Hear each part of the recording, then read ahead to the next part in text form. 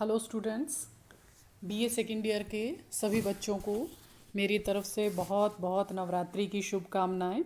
आज हम बात करेंगे हमारे सेकेंड पेपर में एक टॉपिक है पिछड़े वर्ग या यूं कह दीजिए बैकवर्ड क्लास की, उनके बारे में हम बात करेंगे।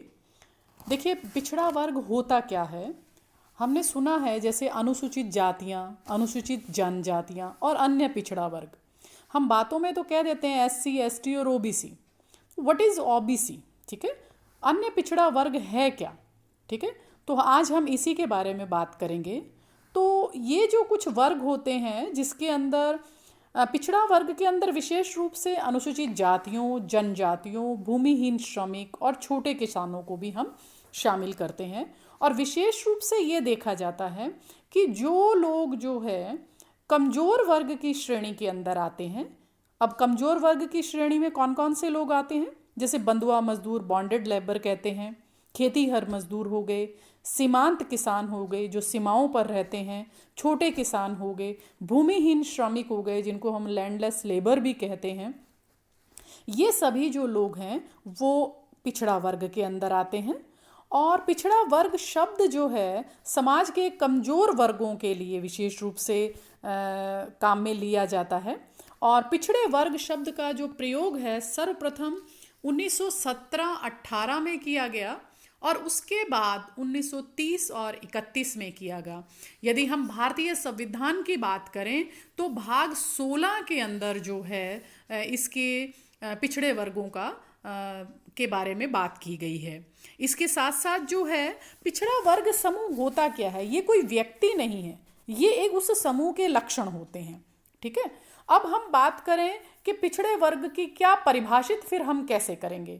तो एक सुभाष कश्यप और विश्व प्रकाश गुप्ता की एक राजनीतिक कोश है, उसके बारे में हम बात करेंगे, जो कि राजकमल दिल्ली से प्रकाशित हुई है और 1971 में ये प्रकाशित हुई है। इसके अंदर क्या लिखा है कि पिछड़े वर्गों का अभिप्राय समाज के उस वर्ग से है जो सामाजिक, आर्थिक और शैक्षणिक निर्योग्यताओं के कारण समाज के अन्य वर्गों की तुलना में निचले स्तर पर आ जाते हैं, उनको हम पिछड़े वर्ग के अंदर मानते हैं। यदि जाति के संदर्भ में हम बात करें तो पिछड़े वर्ग में मध्यम कृषक वर्ग और व्यवसायी ये लोग आते हैं। यदि हम आंद्रे बिताई के अनुसार देखें तो आंद्रे बिताई ने जो है कृषि करने वाली जो जातियां हैं, जो खेती करती है, वो चाहे लैंडलेस लेबर हो या कम भूमि वाले किसान हो, कोई भी हो जो खेती करते हैं, वो पिछड़े वर्ग में शामिल हो जाते हैं। नेक्स्ट एक रेणुका अध्ययन दल था जिन्होंने पिछड़े वर्गों के ऊपर काम किया था, तो उन्होंने भी परिभाषित किया है पिछड़े वर्गों को। उन्होंने ये बोला है कि बहुत कम भूमि वाले किसान, भूमिहीन श्रमिक, बहुत छोटे दस्तकार, अनुसूचित जातियां और उच्च जाति की गरीब महिलाएं और असहाय लोग जैसे विधवाएं, अनाथ, वृद्ध और बेरोजगार, ये सभी जो लोग हैं वो पिछड़ा वर्ग के अंदर आते हैं।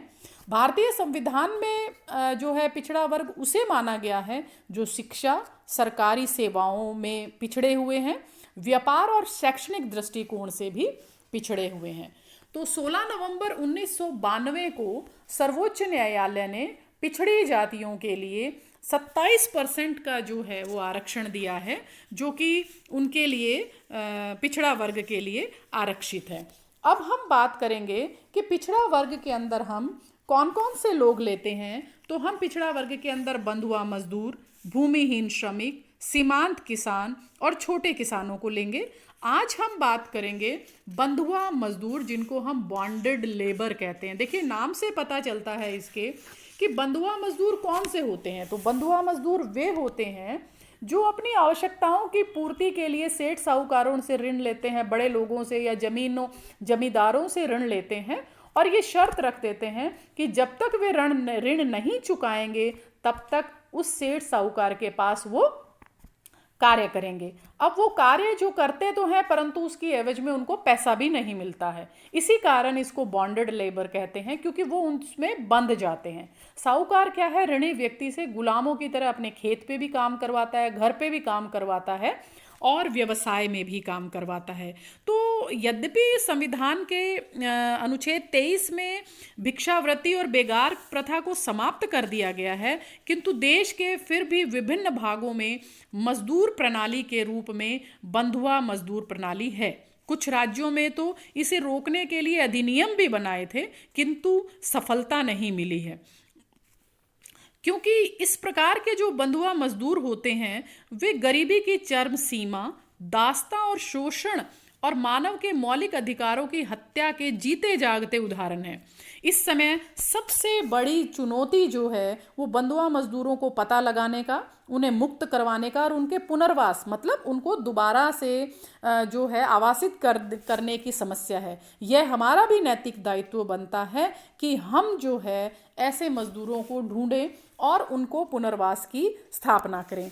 तत्कालीन जो प्रधानमंत्री थी श्रीमती इंदिरा गांधी जी, उन्होंने भी अपने 20 सूत्री कार्यक्रम के अंदर बंधुआ मजदूरों की तरफ ध्यान खींचा था, किंतु बहुत आशातीत सफलता नहीं मिली। यदि हम बात करें कि बंधुआ मजदूरों के लिए कौन से प्रयास किए गए हैं, तो देखिए 25 अक्टूबर 1975 को एक बॉन्डेड लेबर सिस्टम ऑर्डिनेंस जो है लागू किया गया था, जिसको कि 1976 के अंदर उस पर कानून भी बना दिया गया है कि अब जो है बंधुआ मजदूर जो है वो कोई भी नहीं होगा। इसी के साथ साथ 1978 में गांधी शांति प्रतिष्ठान द्वारा नेशनल लेबर इंस्टीट्यूट ने एक सर्वेक्षण किया और उन्होंने अपने नतीजों में पाया कि देश में उड़ीसा को छोड़कर 22.4 लाख बंधुआ मजदूर आज भी हैं हमारे।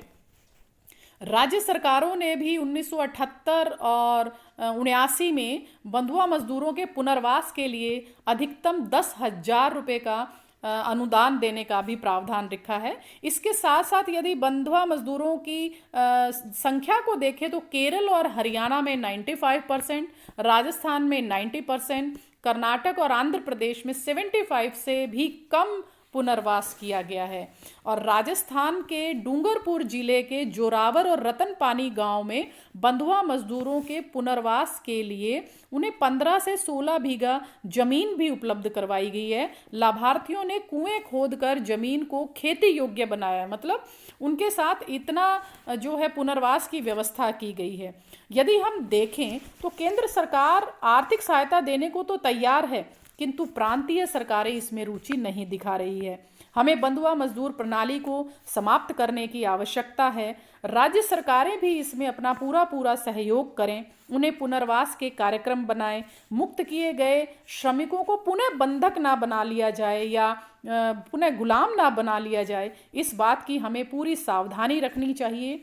ग्रामीण ऋण राहत अधिनियम या हम यूँ कह दीजिए कि रूरल डेबिट रिलीफ फंड जो है उसका हमें कठोरता से लागू करना चाहिए। इसके लिए हमें सरकारी और गैर सरकारी संगठन भी बनाए जाने चाहिए। कृषि में श्रमिकों के बंधक बनाने के अवसर मौजूद है, क्योंकि जमींदार लोग इन मजदूरों से काम करवाते हैं और उसकी एवज में पैसा भी बहुत कम देते हैं। तो अतः हमें बेकारी और गरीबी को समाप्त करने के लिए उपाय करने चाहिए, क्योंकि बंधुआ मजदूर प्रणाली के लिए प्रमुख रूप से गरीबी जो है जिम्मेदार है। यदि गरीब नहीं होगा तो वो ऋण नहीं लेगा, ठीक है। तो हमें उनकी सहायता करनी चाहिए। इन सारे उपायों को करके ही हम बंधुआ मजदूर की समस्याओं का अंत कर सकते हैं, तभी जाकर बंधुआ मजदूरों को हम पुनर्वासित भी कर सकते हैं। Thank you.